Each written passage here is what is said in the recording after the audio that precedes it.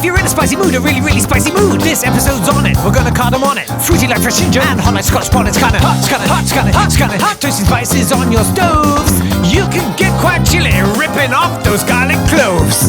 If you like your cooking spicy. If you like your cooking spicy. Tell me what you really want. Tell me what you want.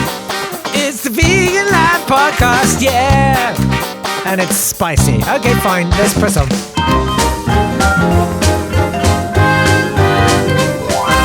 Shaun and Craig are the duo behind the best-selling original Flava.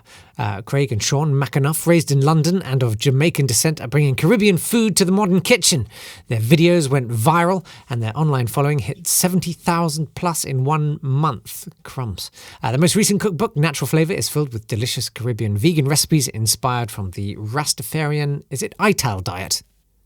Yeah, ITAL is bag time. Thank God, I got it right. And Abhilasha Chandak is a food consultant and celebrity chef. She's travelled to 30 plus countries to explore culture and cuisine. She's been a finalist on MasterChef India 2016. She's a Hyatt Culinary Challenge winner and now has her own show on Amazon Prime and YouTube. Swad Anusa, is that close? That's right. Okay, yeah. With Abhilasha. And was on the jury for the Telegraph T2 Food Guide Awards 2020. You guys are honoured to have your company today. Do you know what? Before we kick off with all the questions about spice, I just want to ask you, like, what's the best vegan thing that you've eaten lately? Abhilasha, let's start with you.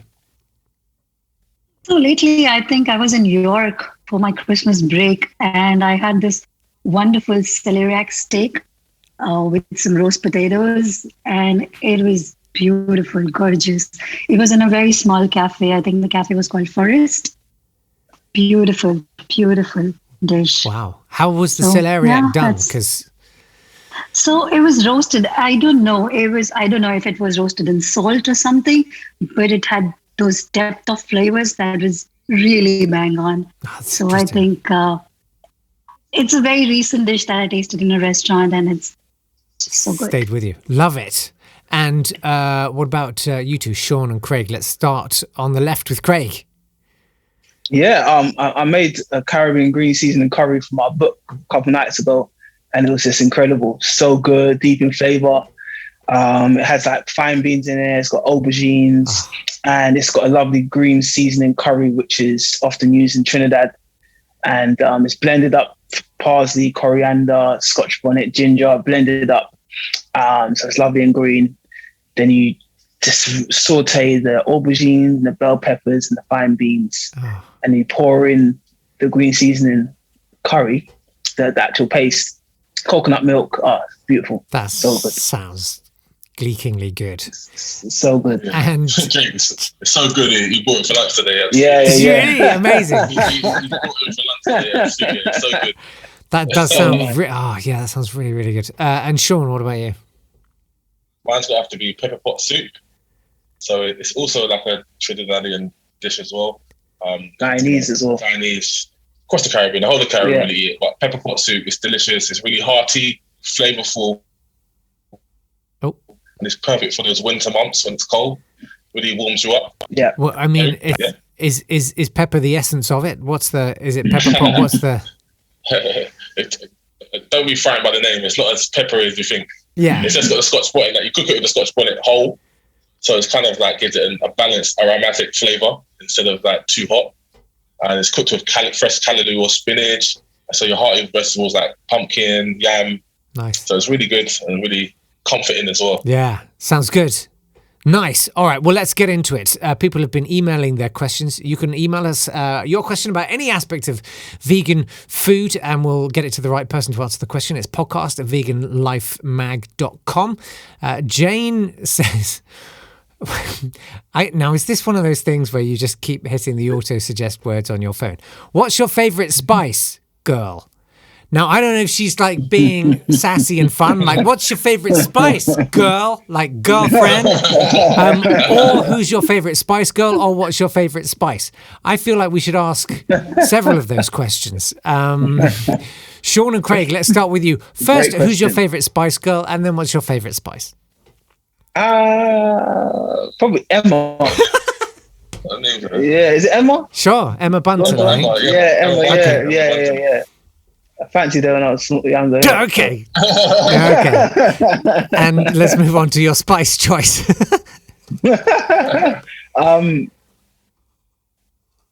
Cinnamon. Cinnamon. Yeah, why not? Nice. And that's Nice in and savoury versatile. as well as sweet stuff. Savoury as well Yeah, as yeah. curries and sweet and all good. Yeah. Very good. Versatile in a stick, powdered down. Yeah. Really good. And Really nice. Sean, favourite spice girl, favourite spice? Favorite spice, yeah, scary spice. Had a bit of attitude to her, you know what I mean? Dangerous. Yeah, I'm a fan. On the wild side. Yeah. I'm with you. And spice. Do you know, I saw a documentary. favourite I saw a spice. documentary about Mel B. And Yeah. they were like touring her house. And in her downstairs loo, she had a lavatory installed and then another one facing it. So you and your friend could have a chat. Wow. I'm just saying. You might want to factor that into your decision. Anyway, favourite spice? Favorite spice. There's so many, isn't it? For me, I would have to say all-purpose seasoning, but it's not really popular one that in cooking. Not many people know about it, but it's a combination of different spices put together. Right. So you've got your garlic, your thyme, your paprika, Yeah. everything combined into one. It's kind of like a cheat seasoning. I was going to say you've totally cheated on that question. You just Yeah, went yeah, for yeah. all of them. Yeah. We use a lot of all-purpose seasoning. You can get it from most like Afro-Caribbean stores, or you can get it from any supermarket, really. Yeah. It's kind of like cheating one. Good call. Abhilasha, favourite spice girl, favourite spice? To be honest, growing up in a small town in India, I never really heard a lot of Spice Girls Sure. in the 90s. But yeah, their nicknames did catch my attention, the ginger, the posh. And, yeah, but I can tell you about my favorite spice though. Sure. Yeah, my favorite spice is actually cumin. So most of the Indian dishes start with a tempering of cumin goes in first. And I think I really like cumin. Yeah. It's very toasted. The nutty aroma is just so beautiful. I got a bit obsessed with it a couple of years ago. I did. It was one of those things where you get sponsored to eat, like for a week or something. You eat the same rations as a refugee, and you were allowed one spice, and the spice I chose was cumin, and it kind of kicked off a massive obsession. I would just eat like rice with some cumin on and a bit of salt. Yeah, exactly. Wow. Yeah. Works, sound good. It was Yeah, very good. nice. I'm all about the basic food. Anyway, there you go, Jane. Thanks for that question. I always find those sort of questions illuminating. Kerry says, "What are some great spice blends that I can make at home?" Abhilasha. So many I can think of. There's a whole repertoire of spice blends, but my favorite I will talk about two is the Garam Masala. It's garam means hot, and every chef or every family has a different recipes, but it's essentially just a blend of coriander seeds, cumin, cardamom, cloves, peppercorn, cinnamon. I know it sounds a lot, but it's just the way you roast it.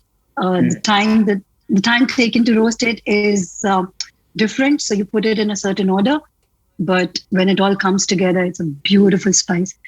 That actually reminds me of this story. I was cooking in this Cheshire region in Wallington, and there was this lady blind lady, okay? She walks up to the food truck and she really goes like, what's that spice smell? I came here, with the smell, and that's the best compliment that you can get. It was actually this very garam masala. Amazing. So I think that's what it is. It's a beautiful and is garam concoction that you can make. Is garam masala is it like your fingerprint? Like, does everybody have their own unique sort of way? Yes, I would say that they have this, everybody has a unique blends. So it's not like a, said recipe, but yes, I would add more coriander seeds to my garam masala. Somebody else could add more, say, cumin or cardamom or anything. It also varies depending on the recipe that you're making. There's this other blend that is the Panch Foran, which is the 5-spice blend coming from the Bengal region in India. It's more like a tempering with just 5 spices, but I think it's the most beautiful tempering that you can have. It would have like cumin, black mustard, fennel seeds, nigella seeds, and fenugreek seeds. Oh, wow. So combination of these 5 things goes into the tempering, makes a beautiful curry. And tell me the name of that again. It's Panch Foran, or the 5-spice blend. Panch means 5, Foran means tempering. Amazing. Sounds really good. Nice. Yeah. Shaun and Craig, can you rival that? Spices, wow. Spice blend. Like Shaun's the all-purpose seasoning is a good spice blend. Like Shaun said before. Obviously, the jerk seasoning, the paste. There's two different variations to make the jerk seasoning. There's a powdered version of allspice, aka pimento, which is the fragrance of a wood, which is the traditional way to cook jerk chicken, which is cooked on the pimento wood. So the extraction from that, which is pimento seasoning. It's also got like black pepper in it, obviously. It's got onion powder in there, Scotch bonnet, fresh thyme. Fresh ingredients kind of just blended together into like a wet paste, and then plastered onto the chicken or the pork or the vegetables. And yeah, it's fantastic. Yeah, it's fantastic. You use it kind of any dish you like, really. Yeah. Obviously, we use it a lot in our natural flavour cookbook. Yeah. It's beautiful on vegetables. Yeah, it's really good. It brings out the flavour. So you literally you sort of used to use it as a kind of a marinade almost on a vegetable. Yeah, absolutely. It's keep it in your jar for up to 6 months in the fridge. Amazing. You know? Yes, laced with a lot of preservatives like lime and the salts in there as well. It's just really lovely. And it's got a browning liquid, so it's caramelized sugar browning, or you could use soy sauce, but browning is traditionally used, and that's what brings the rich, deep brown color that you see in jerk marinades. Okay. Yeah. Lovely, sounds delicious. I was going basically there's 3 different versions of jerk. Yeah. Spice. So you got a rub, like my brother said. Yeah. You have a jerk barbecue sauce. Yeah. And also a jerk paste as well. Yeah. And combining those together, it's magical. Yeah. Wow. I can imagine that would be quite an explosion. Yeah, definitely. Abhilasha, I wanted to ask you, in terms of garam masala, like, how do you use it? Like, are there lots of different ways you can use it, or is it just a kind of... So, there are 2 ways of using it. If it's garam masala powder, then you would add it in the middle of your cooking process, or sometimes in the end, if you want that, flavor to just pop right in the end of your dish. And if you're using the khara masala, which is the whole spices, then you would put it in the beginning when you're putting in your oil or your butter, and you put it with it so that the flavors are released slowly. So that's how you would use the garam masala. And you could use it in a marinade, you could use it in your curry, you could use it when you're making your rice. There's so many different ways of using it. It's very versatile. Okay, I'm in. I'm sold. It's happening. Okay, Tracy says, what does it mean to really balance spice? I put too much in of something, and certain spices become overpowering at the end. Tracy doesn't say what the something is. Maybe the something changes from time to time. But that is a good question, I think, particularly if you're sort of finding your way into spices that aren't familiar. Shaun and Craig, what spices would you advise caution over that kind of develop as you cook? I'll definitely say Scotch bonnet. Yeah. Pepper or chilies or anything like that, because you don't know your tolerance. So I know mine. I recommend. Yeah. You know yours, yeah? But can you eat a whole one, Jake? Yeah. I mean, I can't do it right now. Yeah, but yeah. So I'll tell you a story actually. We done an event a few years back, and we were serving up some some jerk vegetables and aubergine, stuff like that. And then there was a Scotch bonnet that we left in there by mistake. Oh yeah. And someone mistakenly thought it was a tomato. Oh god. Yeah, and they ate it, and they came back running back to us. The face was like red as I don't know what, and like, and he loved it though. He loved it. He was like, that was amazing. Yeah. Like, I was like, oh yeah. Yeah. All that sinusitis blown away. Story there. Amazing. But yeah, that's top tip. And what are there any spices you think people overuse? Overuse, wow. Salt and black pepper. Yeah.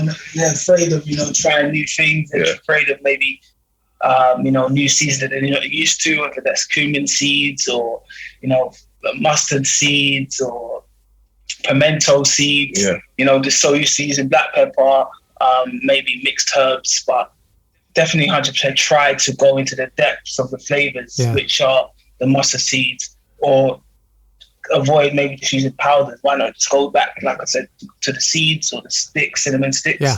I used nutmeg the other day in a crumble. Nice. The other day, like the actual nutmeg nut, and then the difference in flavor is. I don't see any so point in pre-ground nutmeg. You might as well just put some sawdust in there. It's just not going to exactly. Abhilasha, what about you? What do you? How do you dose your spices? So I think the way to balance the spice would be to keep tasting in between. And so that you don't over or underdo something. There is like a very small fine line between nuttiness to bitterness. Any spice, say, fenugreek or mustard, could easily, if you use a lot of it, could easily turn bitter. So you need to ensure that use your spices sparingly. A little goes a long way. So that's what I would say. I feel like I've overdone fenugreek before. I think I've done that. Yeah, so it'll just turn bitter, right? It'll not release its real flavors, and you'll end up not liking the spice, which is not how it should be. Some spices like cardamom, for example, it's also at what time in the cooking process are you adding it? If you're making a sweet dish and you add it in the beginning, then it kind of loses its flavor by the end your sweet dish is ready. So you would add cardamom powder or say a saffron in the end. And if you were making a curry, then you will add it in at the start. So I think it's something as simple as that to balance the spices. Interesting. So what we're saying, Tracy, is this is your life's work, balancing spice.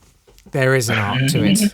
There is. Okay, well, look, here comes Matt's question. Maybe he was the guy who looked like a tomato. I love the taste of Scotch Bonnet.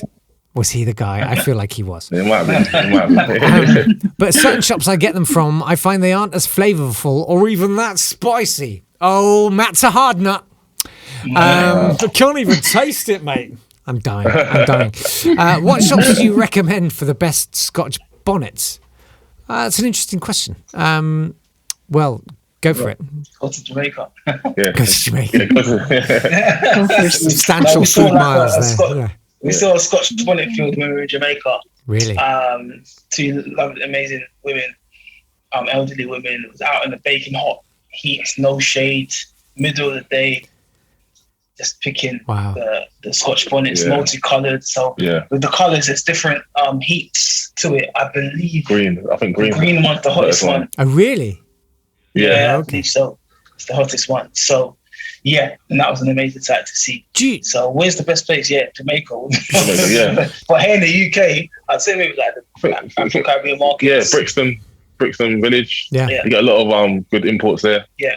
I think also I find that a lot of supermarket produce can be quite tasteless and not really fully ripe too. And a lot of the time, the best avocados I'll find, and I don't know if this applies to things like chilies, but like in any big city, you get those kind of stores that are kind of open all hours, and out on the front there'll be like 1,000 plastic bowls with stuff in for £1. And often those are the places that have the best fruit. Abhilasha, I can see your thumbs are firmly up. Yes. Do you agree? Yes, I absolutely agree, because, spice is something that, when it comes to the freshest and local and seasonal, that's the best time to have it. And these small bowls that you're talking about, I find those birds eye chilies in one of these, local markets, and they are just so beautiful, just so spicy. You just use one of it and you're done. And there are other times when I end up using 10 of these when I bought it from a supermarket, and it just doesn't. The best is to grow your own, but we don't have that kind of liberty here in London. Yeah. Also, I cannot keep a plant alive. Yeah. I was born to be vegan. All I can do is eat them. Like, I can't. Yeah. Don't ask me to sustain them. It's hopeless. Yeah. I miss my spice, like the chili here in London, the Indian chilies. I miss them so much. Oh, Different. yeah. Can you get care packages, or by the time they arrive, are they just not going to be as good? No, the dry ones don't do justice. No. Yeah. Okay. Yeah, it doesn't. Well, there you go, Matt. Go drive around. Find yourself a store. So I think we asked Shay's question, which are what are the panel's favourite spices that they're using at the moment. We cover that with the Spice Girls question, but thanks anyway, Shay. Adam says, what's the best way to use spice? I see so many different ways. You can infuse them in some oil before adding to your ingredients. You can grind them into a powder, or you can dry roast them. I'd love to know what the experts think. Now, I guess, Abhilasha, you were talking about like the different ways to do it, using the whole seeds or using the powders and stuff. Yeah, I spoke about it in Gate. I think, when you talk about ground spices or whole spices, if it's a ground spice that you're buying from a supermarket, they kind of lose their potency like very quickly. So it's best to make small batches at home, grind it at home, roast it at home. And I keep saying at home because that's the best way to do it. Yeah. So, Yes. and the kind of dry roasting brings out those oils and those flavors, the nuttiness and the spice. So again, going back to my cumin example, if you roasted it and then never ever put it in a mixer grinder. Okay. Sorry. No. But always use a mortar and pestle or just a rolling pin to, grind those cumin, because that's when you get, the flavor just fills up the air, and that's where you get the real flavors. When you do it in a blender, I don't know, something just doesn't work, and the flavors get lost. Yeah. I guess, some sort of textural process would happen. It's like the difference between... Yeah, the science. Yeah, something to do with the oil or something. I don't know anything. I'm just speculating. Craig and Shaun. So yeah, that's the... Yeah. Yeah, no, Abhilasha, I'm sorry. Did you have more? Did you have more? When would you use? No, when would you use that's like an infused oil versus, I guess, incorporating it into a dish? You want to answer that? Abhilasha, you answer that one? Okay, yeah. So for me, I think if I'm making like a slow roast or a slow pot meal, I'll infuse it in the beginning when I'm tempering it, because that's when I would like the flavors to get slowly infused in my, say, rice, or if I'm making like a biryani or something, that's when I would do it. But if I'm making like a quick curry and it's a quick meal, I will add the powdered spices to give me that instant kick of flavors. Oh, You know what I mean? Yeah. So yeah, that's how I would do it. That makes sense.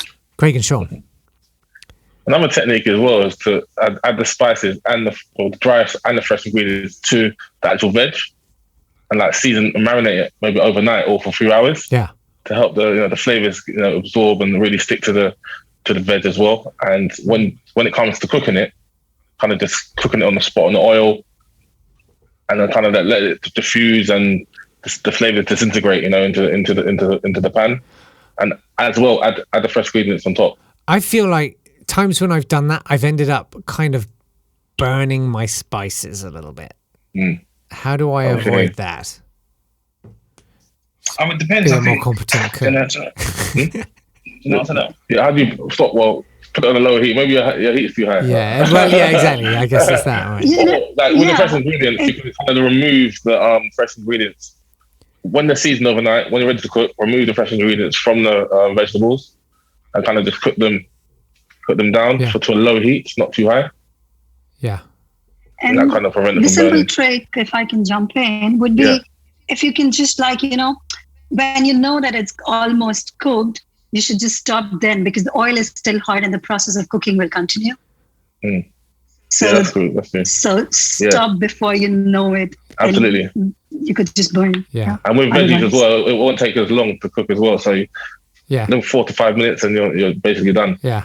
Plus, it doesn't matter if you don't cook them all the way through, because they're vegetables and they're not going to kill you. Absolutely. Crunchy's good as well. Crunchy vegetables are always good. Yes. Unless it's aubergine. Anyway. Okay. Thanks for that, Adam. Nazli says, how can I balance sweet and spice? I would say this is my favorite combination. Hey, that's a really great question. Craig and Shaun, let's start with you. I would say to just monitor it, take it a teaspoon at a time, to dab it on your palm, your hand, and take a little taste of it just to see. If you're happy with the taste, don't pour in everything, the whole syrup bottle in or the whole bag of sugar. Yeah. Just take your time with it, and sprinkle at a time. Definitely. I love to blend spice and sweetness. One of my favorite things to do, especially sometimes when you cook a curry or you cook a stew and it's too hot, the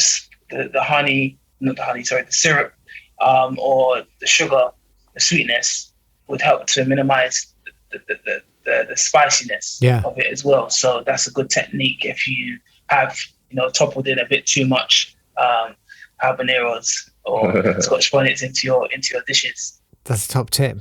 Abhilasha. For me, I think, this last Christmas season, I was crushing over my homemade chai spices, and I used them to make cakes, pancakes, chai lattes. And this is a very nice, chai spice. What goes into a recipe mix? Oh, is it secret? No. I'll share it with you. You're my friend now. We made it. It's a miracle. So it has a lot of cinnamon, the star anise, and again the cardamom. So the spices that are slightly sweet but yet has the spiciness. Again, if you know what I mean. Yeah. So those are the kind of spices that would go in the spice mix. And the secret is the pink peppercorns that I add to it. So that's what makes it takes it to the next level. And so when you talk about balancing, so if you add a small teaspoon of this in your pancakes, they will just enhance the sweetness of your dishes. So a little bit of spice enhances the sweetness. That's how it works. Yeah. Without it kind of dominating as a flavor. Exactly. Right. It's very subtle. Yeah. I'm really interested that what spices, because the traditionalists will have some nutmeg on their rice pudding and some cinnamon on their crumble, but you were talking about cardamom there and star anise. What other spices, all three of you, would you say actually work really well in a sweet dish? Mixed spice works well, which is basically cinnamon and nutmeg, isn't it? So no idea. Cinnamon works well. Yeah. I know mixed spice has cinnamon, nutmeg in it, and something else as well. So mixed spice always works on good with cakes. Yeah. Enhancing sweetness. You want the first one? Sweetness. I can. Cloves, good. I think cloves is good. Yeah. On cakes and buns. We do a lot of rum cakes and fruit cakes, so that it always works. Yeah, they're great. Nice. They're great. Abhilasha, what about you? Yeah. I look at the spice, rack right behind me, and I can see fennel going in. I can see cardamom and saffron and this star anise. Obviously, the usual, the cinnamon and the nutmeg and all of those. But fennel, I think, is so underrated. The fennel seeds, they could go into so many sweet dishes and just be so beautiful in there. Amazing. Yeah. Can we see your spice rack? Yeah. Go on, share. Go on. Look. Yes! Go. Awesome. Oh, look at that. That's beautiful. Wow. That's nice. Wow. Give us a close-up. Come on, I want to see some of that. Yeah. You got some big jars of spice there. Lower down. Wow. What are the big ones at the bottom? The bigger ones at the bottom are actually just dry things, dry ingredients. Oh, okay. But this is my spice rack, and there is in India we have this really nice spice box, and I'll show it to you. It's actually really, really beautiful. Okay, ignore the noise, but you see. Oh yeah, I love that. Oh, that's nice. Yeah, I love that. Yeah. Really authentic. This is it's called a hatri, and it has got all the basic turmeric, and these are all made at home, by the way. Amazing. Oh, perfect. Very nice. Even the turmeric and the coriander, everything. So it's quite Lovely. a kitchen, guys. That's beautiful. Amazing. I love that. I wish the listeners could actually see what we are seeing. I'm sorry. Yeah. But I can smell this. I really love the kind of respect that you give to those spices, because my spices are kind of like half in, half out of a spice rack, and then all the leftover ones that are 18 years old are in a sort of an old shoebox in the back of the cupboard. You know what I mean? I kind of love that you have the right amount of. They have good status in your kitchen. Yeah, they deserve respect a little. Sure. I'm going to go and respect my spices. I've been told. Okay. Ruth says, "Would you?" I love this question. Would you be able to explain allspice? I use it in basically everything. Ha ha ha! But I don't actually know what recipes this spice blend goes with. Please help. I love that you're putting it in everything, but you don't know what it goes with. That's wonderful, Ruth. Okay, Shaun and Craig, explain allspice. Yeah, so allspice, it's so versatile. I know what that person means. What's their name? Ruth. Okay. Ruth, yeah, I know what Ruth means. We're not sure exactly what to put in, but it's quite a versatile spice. We put it in our rice and peas. We put it in our vegetables, and we're doing jerk as well. So it's basically like a fragrance that enhances it's not too spicy, but it's more of a deeper spice. Yeah. A deeper hotness. So this is to it. Because people need to. This is not mixed spice. This is its own thing. It's like it's a relative. Pimento berries that are crushed. Yeah. Amazing. Pimento berries that are crushed. So, like we said before, in the jerk technique, and the fragments from the pimento wood, and then crushed into a powder. Yeah. That is what allspice is. Amazing. And now explain why Ruth is putting it in everything, and what does it go particularly well with. So Ruth, just to tell you, it's just like one single spice. It has different flavor notes of pepper, cinnamon, clove, nutmeg at times, but it's just one spice. But it's called allspice because of the flavors. Amazing. Yeah. What do you use it for, Abhilasha? I don't use a lot of it, to be honest, in my cooking, because I have my own spice blends and I've never really used a lot of allspice. But yeah, sometimes when I don't want to put in a lot of spice, I use allspice just because it has so many different flavors. Yeah. It's very good for, when you're roasting your potatoes, allspice. Oh, done. Okay. That sounds good. And Shaun and Craig, what are your favorite allspice recipes? Recipes? Or rice and peas. Yeah, rice and peas. We kind of add it to dishes, just to enhance that really peppery, smoky flavor that we love. Yeah. It's great on all kinds of veggies. Yeah. It's good in soups as well. So vegetable soups. Could you effectively use it as a sort of a slightly more complex aromatic pepper? Effectively. Yeah. Definitely. Interesting. Definitely. It's more smoky, like we said. Yeah. It's more of a smoky pepper. I want to. Okay. I think, Ruth, I may be joining you on your allspice journey. Okay. Jazz says, "Can I have some spice and herb blend, please, for vegan fried chicken?" Now, Abhilasha, I see. Go on. You go first on this one. First, I don't know what it means. Like, I don't believe in the pseudo meat concepts. Okay. Like, you don't like the fake vegan meats? fried You don't like all that stuff? No. I've been a vegetarian all my life, vegan for a decade, almost vegan. I can't say 100% vegan. But then, these meats, these pseudo meats coming from factories, they're high in sodium, saturated fats, and sometimes you don't even know what ingredients are going in, essentially. I don't know why. I just can't come to terms with these.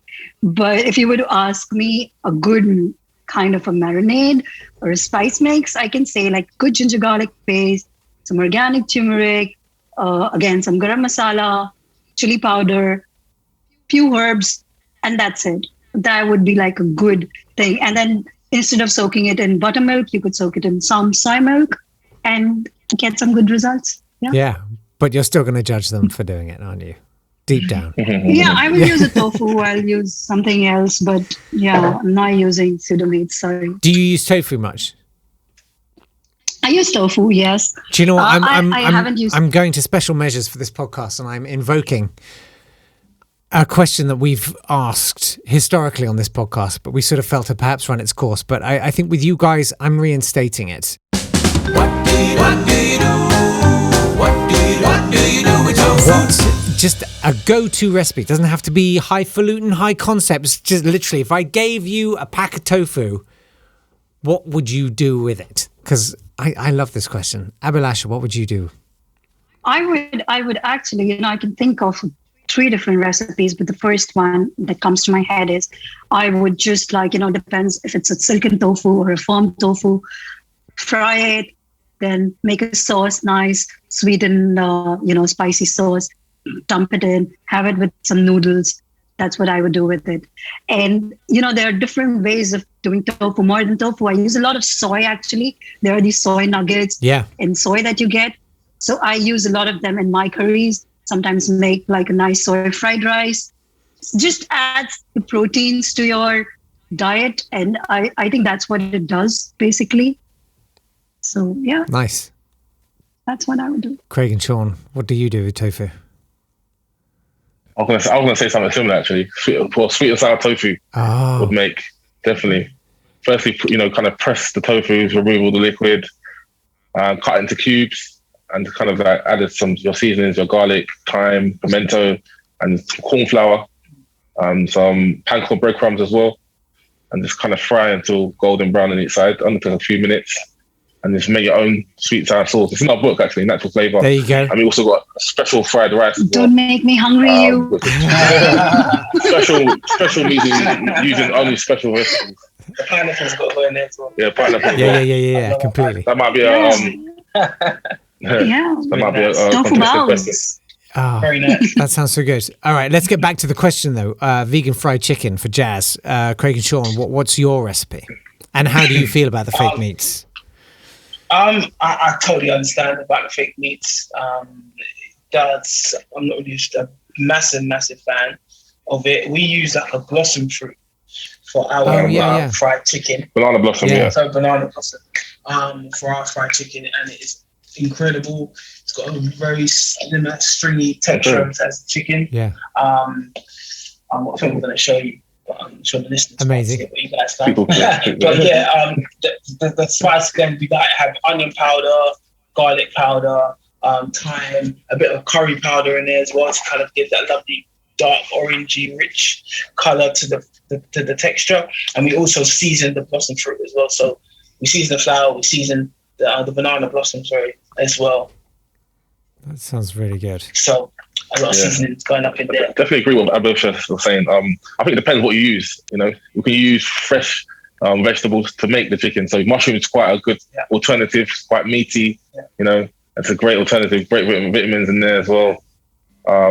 Absolutely agree. You said jackfruit. There's a lot of meat replacements that you can use. Healthy. Yeah. How do you feel?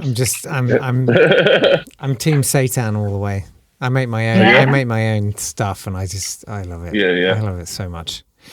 But those are some top spicing techniques. Thanks very much indeed. Hey, what do you know? We've run out of questions. That flew by. Wow. Thank you so much for taking part in the podcast. Before we say goodbye to you, you should tell us where we can find you and your work. I believe, Craig and Shaun, you might just have a cookbook out. Am I right? Yeah, we do.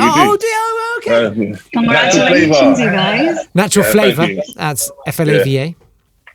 Yep, that's right. Come out. Yeah, it's got quick and easy plant-based. Over 100. That's our second published book. It's done so well actually. It's been out for 2 weeks now. Amazing. We're going to be doing a book tour in February. Yeah. So going to all around the UK. Amazing. To do a book signing. How exciting. And on social media, where can we find you?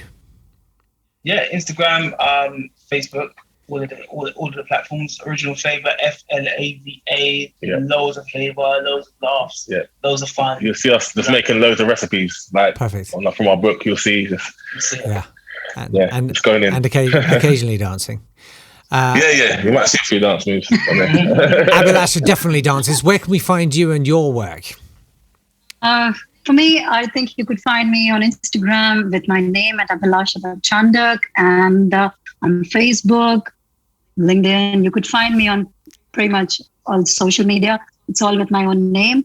And yeah, I hope to write a book soon on vegan food. Yes. Amazing. It's in the process pipeline. Exciting stuff. Thanks to the three of you, and thanks to anyone who's listened this far and got past the Spice Girls parody. It's kind of miraculous, to be honest with you. Don't forget, if you've got a question about vegan food, it's podcast@veganlifemag.com. Veganlifemag.com is where you can find out lots of stuff about the magazine and get a subscription if you want, or you can go and buy it in a shop. It's entirely up to you. If you could spread the word about the podcast, that would be great. Word of mouth is the best way of growing a podcast. Like, that's a fact. So if you told someone, it'd make a big old difference. We're on social media. It's veganlife_podcast on Instagram and that. And we'll see you next time. From me, Jake Yap. Take care. Bye-bye.